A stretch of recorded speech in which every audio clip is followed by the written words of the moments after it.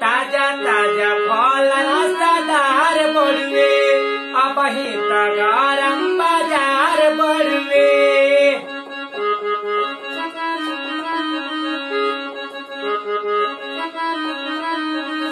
ताजा ताजा फल रसदार बड़ुए अब ही गरम बाजार बड़ुए।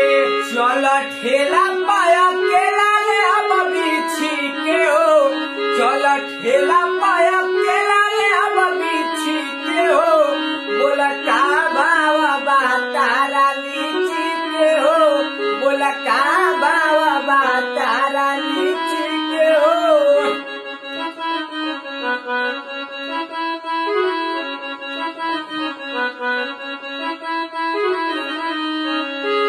तोहरा लायई तमके मोल नइखे, मन भर लेला कवन झोल नाइखे। अच्छा तोरे गरमी ज्यादा पाकल बाका, देखे दाते से काटल बाका। केहू गलत ना करे अपना चीज के हो, केहू गलत ना करे अपना चीज के हो।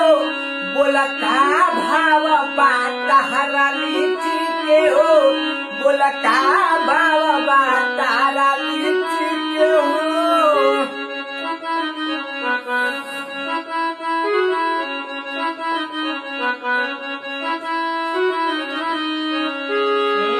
कृष्ण पे दरदिया परमोदा जी, जन चुमवा रस खोद खोद जी।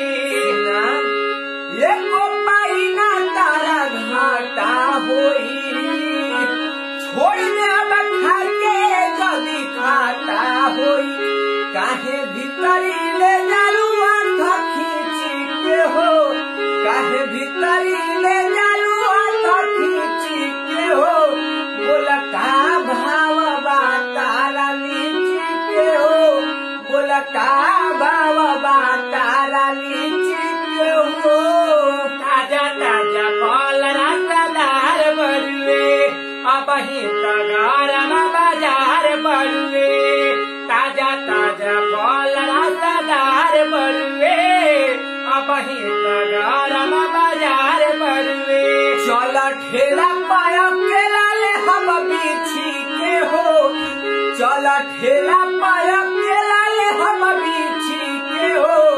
बोला का भाव बा तारा लीची के हो, बोला का भाव बा तारा लीची के हो, बोला का